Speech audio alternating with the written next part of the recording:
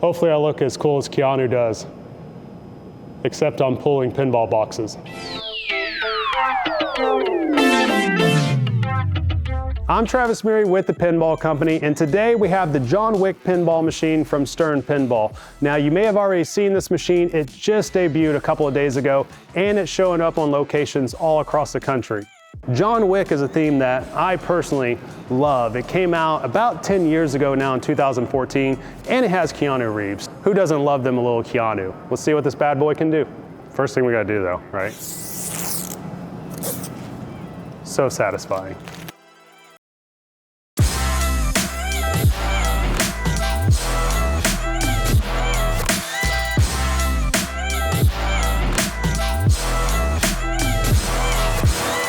So what we have here in all of its glory is the John Wick Pro Pinball machine from Stern Pinball. Now, its born on date is actually May 11th. Kudos to Stern, that shows you how quickly they can get these games manufactured. Just as soon as they announce them, it's on the line immediately and it's getting out to locations as we speak. So if you're watching this video and you haven't got to play John Wick yet, what are you waiting for? But finish this video first, then go play John Wick. This theme is very recent, as of 2014. It does include all 4 John Wick movies, and Stern has been very excited about the fact that this game has 40+ minutes of footage from all the movies, and it has tons of characters on it. If you look here on the playfield itself, you can see plenty of John Wick's adversaries all around. You can see John Wick himself. Looking at this pin, it definitely feels like a John Wick vibe. They've done a lot without this game even being turned on. You could definitely tell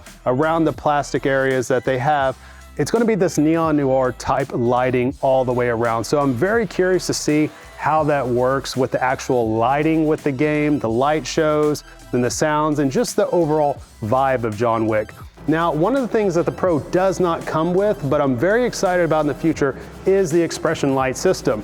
Now, if you've been paying attention to Stern products, you'll know that just a few years ago, I believe it was 2020, the first expression lights showed up with the Led Zeppelin pinball machine. But this is actually the very first theme from Stern Pinball that is not a rock theme that includes the expression lights. The coolest parts about this machine is the fact that it has all kinds of interesting shots to it, in that it almost feels like a John Borg-esque type design. Now, this game was designed by a first-time pinball designer, Elliot Eisman. This is Elliot Eisman. Hi. Who happens to be somebody that is a mechanical engineer with Stern Pinball games, and he has worked on a lot of John Borg games in the past. So when I first look at this, that's kind of what I'm seeing right now, is a lot of John Borg vibes to it. Now, I know, of course, if we look at this left ramp right here, that reminds some people of the left ramp that happens to be on Foo Fighters, to where you have this quick 180 turn right here. And the same goes for the right ramp. It reminds some people of Led Zeppelin, as it's in a similar area and another 180 type shot. And then what's interesting back here, I believe that this is called the Dance Club, the Red Circle Dance Club. I think that's it. I hope I'm getting that right. It's in this area right in here. And that kind of reminds me of the Star Child shot off Kiss Pinball. Now, if you remember, that game in particular had a very similar shot that goes right up through here, hits some targets, good things happen. And much like that game, this game appears to be the very same way, as it has a very unique system that Stern is dubbing an AI, or a dynamic enemy system. I think that's what they're going with. But essentially what happens is, if you hit it into this dance club area, you end up spawning several enemies all the way around the playfield. And if you notice here, at pretty much every single major shot, you have upwards of 3 blue inserts all the way around on each shot. Now, those blue inserts represent various enemies that happen to get in the way of your mode progress. They might block a shot, they'll move around. So that's an interesting part to this pinball machine. Now, the cool part is, as soon as you defeat an enemy, I believe you're actually increasing the value of a mode or a multi-ball in the future. And it appears, as of right now, I haven't played a game yet, But from what I've seen, it appears that it also aids in you progressing towards qualifying an adversary. On the left-hand side here, we do have an eject that leads to the administration shot, which is where you will start modes for your adversaries, in which you can see those inserts in the middle of the playfield with several major villains in which John Wick has fought throughout the entire franchise. And also dipping down right below here, we have the Blood Oath marker. Now on a premium, this particular area right here, it's actually a sculpt that's from the movie. On the Pro, you get a plastic, but you still do have two targets right below here. Whenever you hit them, it will light outlane ball saves for you, but you will have to requalify that after you use them. And over here, we got a left orbit shot, and this left orbit shot actually starts a multi-ball, or a couple of different multi-balls, but mainly it's due to the card that you can find right here in the middle of the playfield. You hit that so many times, your card inserts will start to light, then eventually you'll qualify a multi-ball on this left-hand side. We have our left ramp that we kind of compared a little bit earlier to Foo Fighters. This is our Akira ramp, which is one of John Wick's allies in the movies that will help you. I think it's, from what I saw, it might be extra scoring in a mode, or it might be something else. I might be getting her confused with another ally. Either way, this is an ally that can be lit by hitting certain shots. I think it's by hitting ramps. Not even sure if that's coded in yet, but that is something to look forward to here in the game. And of course, you can complete mode shots right here. And then every single time you hit this left ramp, as you see, the wire form leads all the way back around to your left flipper right here.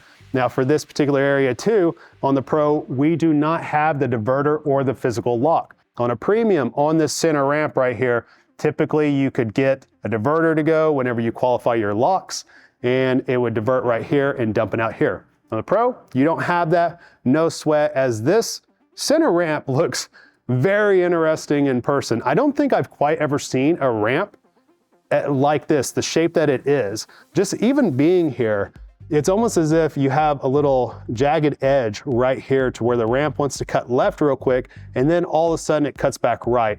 Almost like a roller coaster, just looking at it. Notably looking at it, it visually looks small, like a smaller entrance than the left ramp. Now the center ramp, it will wrap all the way back around this wire form across the playfield, and it will meet the same exact wire form in which the left ramp meets too. So we will see that ball come all the way back to the left flipper. And then a couple of major parts to this pinball machine. We talked about this little car bash toy right here. We also have the Continental, which is spelled Winston right here. I guess Winston, of course, he was one of the heads of the Continental. So naturally, you're gonna have your inserts right here to spell out Winston. And in order to do this, we have what's called a Newton ball that's right here. So of course you hit that, triggers a switch, spells a letter. This is another interesting shot right here.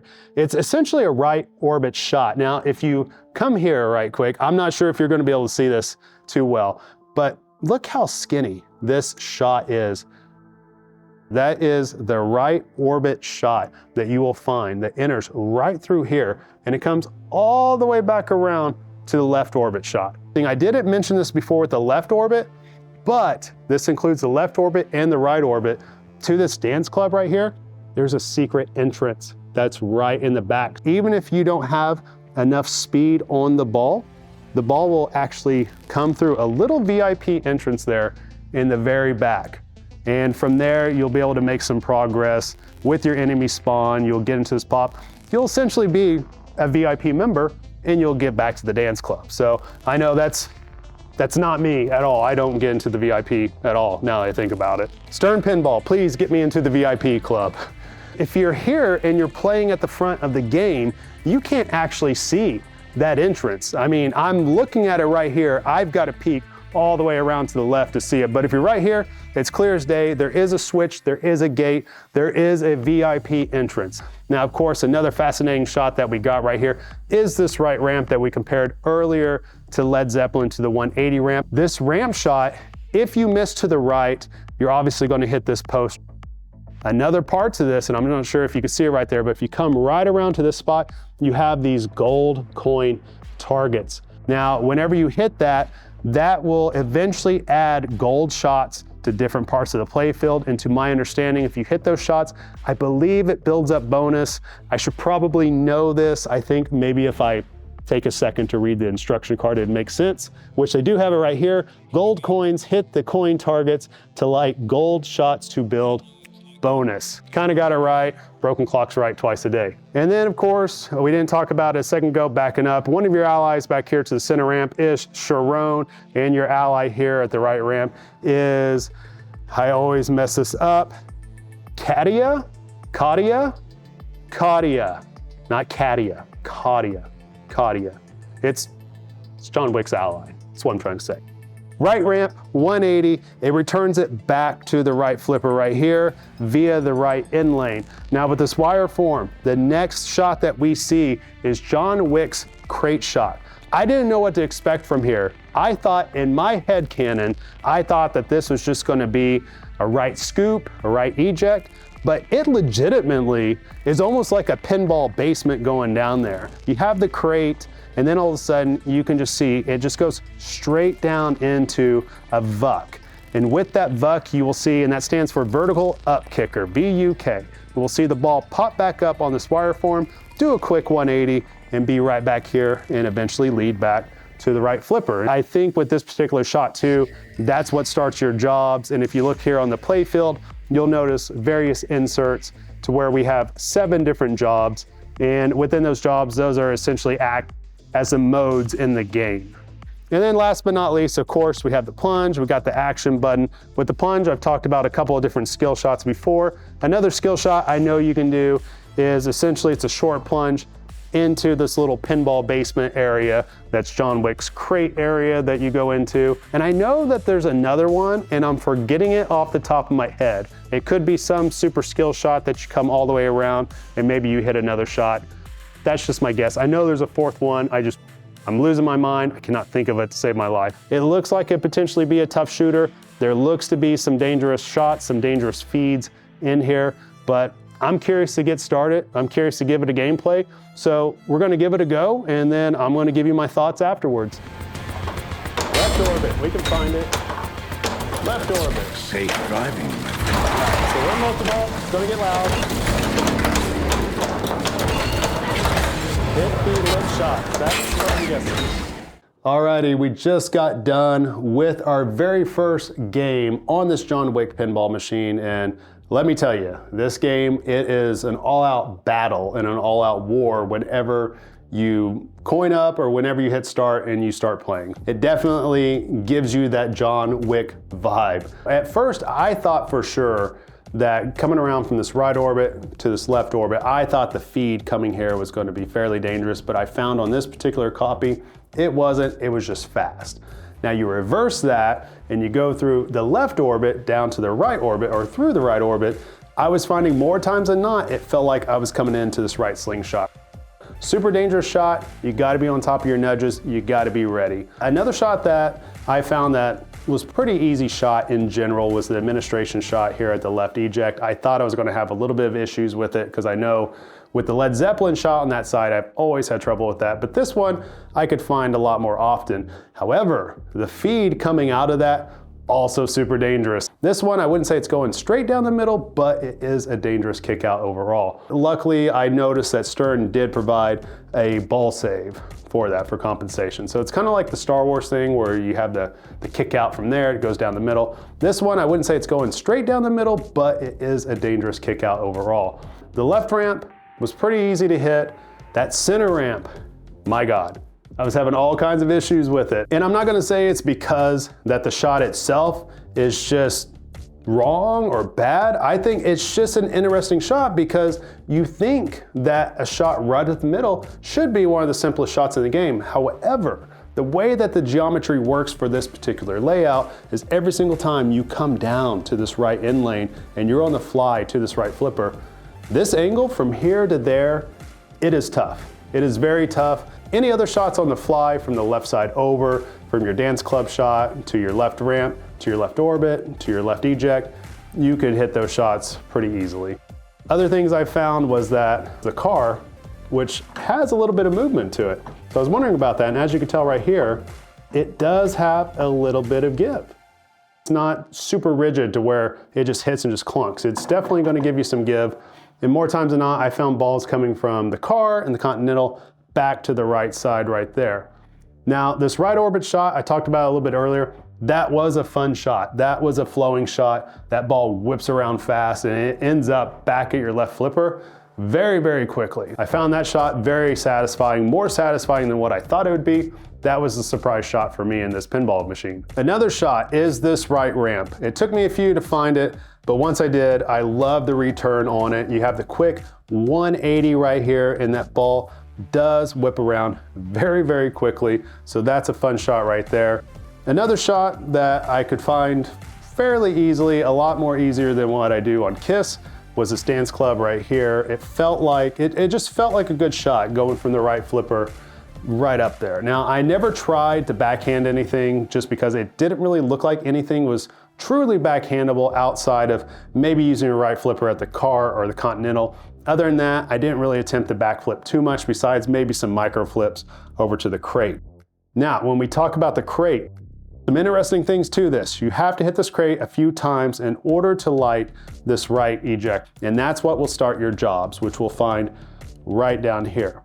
The interesting part that I found, every single time if you hit this, you can graze it and it'll still fall into that right eject and you'll get progress and then you can start your job. So I found that shot to be, an interesting shot that you can be able to do that.